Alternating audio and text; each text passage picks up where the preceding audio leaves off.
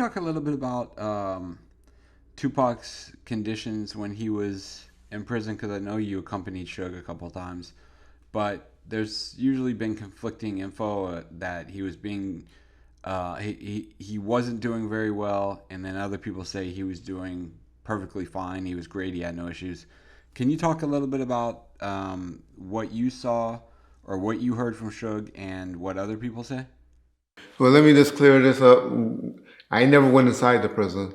I never went inside personally. I was always in the parking lot. Suge and David Kenner went inside the prison. But every time that Suge came out, I went up there three of about the four times that Suge went to visit him. And he would come out and be like, man, we got to get Pac out of there. He would always say that. I don't think I was there on the, I was there the first time. So from the first visit on, he was saying that he had to get Tupac out. And we got to see some, because Pac is having it rough in there, is the statements that he was saying. There's audio out there.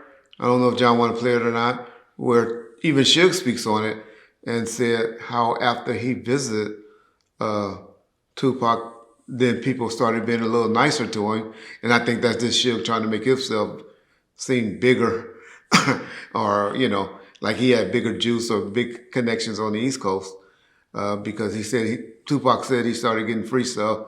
Guys started looking out for him more once they saw that he knew Suge. So that's Suge's version. But then secondly, Mr. Garland over there said he had Al Sharpton reach out and look out and check on. And I believe that. I believe that he probably mentioned it to Al Sharpton that, his son was in prison and was having a hard time. So shout out Al Sharpton if he went up there the next day, like Mr. Garland said, and spoke to the warden. Of course we know Al Sharpton didn't have no connections with the inmates, but that may have made the guards not treat him as hard as they were.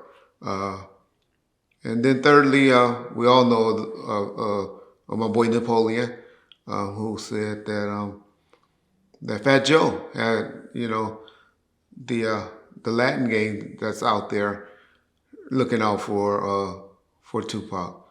So I believe all three of those to be accurate. But one thing we do know about his music and everything, Tupac didn't want to go back to prison.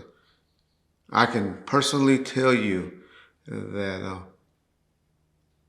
he said he wasn't going back to prison. He was going to have one of the outlaws take him out if he had to go back to prison. I've been privy to several of those conversations between Suge and David Kenner, where Tupac was just saying, hey, just let me know. Do I have to go back? Do I have to go back to prison? Am I going to go back? And they were always assuring that things was looking good, but nobody really knows.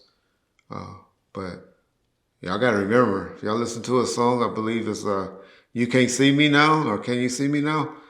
He talked bad about the correctional officers at that facility.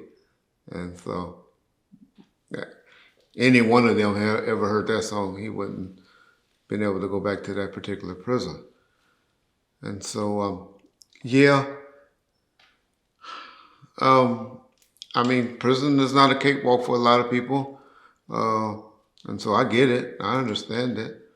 But, I'm not going to go sit up here and let you say, well, that's why he escaped and that's why he's in hiding, because I can see all you Tupac alive idiot motherfuckers believing that. One thing I like about what his father said, he said he can't be that quiet. He wouldn't be that quiet if he was still alive.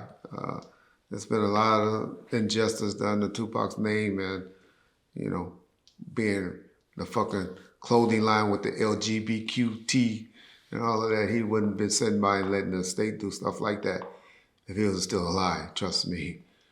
And so, and like I said, for a 2-year sentence, 2 years remaining on this sentence, is that? No.